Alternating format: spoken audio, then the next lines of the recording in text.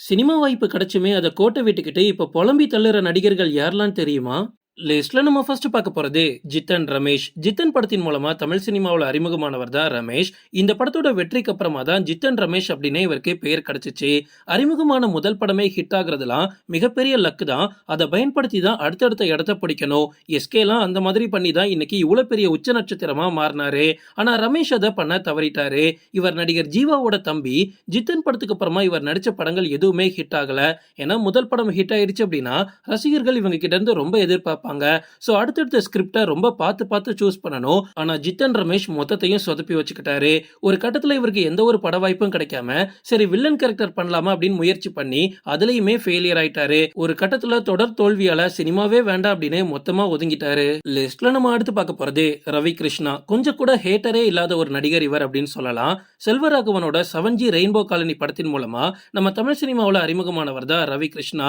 இவருக்குமே முதல் படமே வேற லெவல் ஹிட், அதுவும் பிளாக் பஸ்டர் ஹிட் அப்படின்னு சொல்லலாம். முதல் படத்திலேயே ஒரு நல்ல மார்க்கெட் நம்ம தமிழ் இண்டஸ்ட்ரியில இவருக்கு கிடைச்சிச்சு. அதுக்கப்புறமா கேடி அப்படின்ற ஒரு படத்துல நடிச்சாரு. அதுவுமே ஒரு ஆவரேஜ் ஹிட் அப்படின்னு சொல்லலாம். ஆனா அதுக்கப்புறமா அவர் நடிச்ச ஒரு படம் கூட ஹிட் ஆகல. ஹிட் ஆகல அப்படின்னு சொல்றதை விட அட்டர் ஃபிளாப் ஆயிடுச்சு. ஆரண்ய காண்டம் படத்துல ஒரு நல்ல கேரக்டர்ல ரவிகிருஷ்ணா நடிச்சிருப்பாரு. அதுக்கப்புறமா இவருக்கு ஒரு ஹீரோ சான்ஸ் யாருமே கொடுக்கல. அதுக்கப்புறமா அப்பப்போ ஏதாவது ஒரு கேரக்டர் ரோல் மட்டும் ரவிகிருஷ்ணாவுக்கு கிடைச்சிருக்கு. ஆனா அதுல ரொம்ப பேமெண்ட் கம்மியா இருந்ததுனால இனிமே சினிமா செட் ஆகாது அப்படின்னு மொத்தமா விலகி போயிருக்காரு. லிஸ்ட்ல நம்ம அடுத்து பார்க்க போறது நிதின் சத்யா. நிதின் சத்யா வசூல் ராஜா எம்பிபிஎஸ் அப்படின்ற படத்துல ஒரு சின்ன கேரக்டர்ல நடிச்சிருப்பாரு.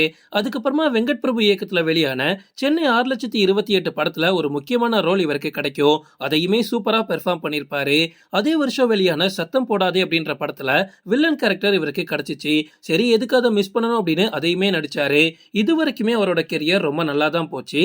பட் அதுக்கப்புறமா நிதின் சத்யாக்கு சொல்லிக்கிற மாதிரி ஒரு பட வாய்ப்பு கூட அமையல. அதுக்கப்புறமா இப்ப வரைக்குமே கிடைக்கக்கூடிய ஏதாவது ஒரு படத்துல கேரக்டர் ஆர்டிஸ்டா வந்துட்டு இருக்காரு. லிஸ்ட்ல நம்ம அடுத்து பார்க்க போறது ஜீவன். பிறக்கும் போதே தங்கத்தட்டுல பிறந்தவர் தான் இவர் அப்படின்னு சொல்லலாம். ஏன்னா ஒரு மிகப்பெரிய பணக்கார குடும்பத்துல பிறந்தவர் தான் ஜீவன். யூனிவர்சிட்டி அப்படின்ற படத்தின் மூலமா தான் நம்ம தமிழ் சினிமாவில் அறிமுகமாகிறாரு. அதுக்கப்புறமா காக்க காக்க படத்துல பாண்டியா அப்படின்ற வில்லன் கேரக்டர் பண்றதுக்கு இவருக்கு வாய்ப்பு கிடைக்குது. அந்த கேரக்டர்ல நடிச்சதுக்கு அப்புறமா வேற லெவல் ஹிட் ஆயிட்டாரு. அந்த படத்துக்கு இவருக்கு பிலிம்ஃபேர் அவார்டும் கொடுத்தாங்க. அப்ப எந்த அளவுக்கு மார்க்கெட் பீக்ல இருந்திருக்கும்னு யோசிச்சு பாருங்க. உடனே திருட்டு பயலே நான் அவன் இல்லை அப்படின்ற 2 பிளாக் பஸ்டர் படத்துல ஜீவன் நடிச்சாரு. அதோட அவரோட கெரியர் சோலி முடிஞ்சிருச்சுன்னு சொல்லலாம். அதுக்கப்புறமா சொல்லிக்கிற மாதிரி ஜீவனுக்கு ஒரு பட வாய்ப்பு கூட கிடைக்கல. ஜீவனும் அதுக்கப்புறமா படிப்படியா ட்ரை பண்ணாரு. பட் எதுவுமே செட் ஆகல. ஒரு கட்டத்துல சொந்த பிசினஸ் பாத்துக்கலாம் அப்படின்னு சினிமாவை விட்டே விலகி போயிட்டாரு. ஒரு பிலிம்ஃபேர் அவார்ட் வின் பண்ண ஒரு நடிகர் இன்னைக்கு தமிழ் சினிமா விட்டே காணாம போனதெல்லாம் மிகப்பெரிய சங்கட்டம். லிஸ்ட்ல நம்ம அடுத்து பார்க்க போறது அங்காடி தெரு மகேஷ். இப்ப வரைக்குமே ரிப்பீட்டட் மோட்ல பார்க்கலாம் அங்காடி தெரு படத்தை. கொஞ்சம் கூட போர் அடிக்காது. அப்பேற்பட்ட படத்துல நடிச்சவர் தான் மகேஷ். வசந்தபாலன் இயக்கத்துல ரிலீஸ் ஆன படம் தான் இந்த அங்காடி தெரு. இந்த படத்தோட மிகப்பெரிய வெற்றிக்கு அப்புறமா எந்த ஒரு பட வாய்ப்புமே மகேஷ்க்கு அமையல. அப்பப்போ ஏதாவது ஒரு படத்துல ஹீரோவா நடிச்சாலுமே அந்த படம் ரிலீஸ் ஆன தடையுமே இல்லாம காணாம போயிருக்கு.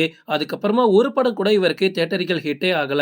ஆனா அங்காடி தெரு மகேஷ்க்கு சிறந்த அறிமுக நடிகர் அப்படின்ற விஜய் அவார்டும் கிடைச்சிச்சு. ஓகே ஃப்ரெண்ட்ஸ், இதோட நான் இந்த வீடியோ முடிச்சுக்கிறேன். இன்னொரு இன்ட்ரெஸ்டிங்கான வீடியோல நம்ம சந்திக்கலாம். Stay tuned.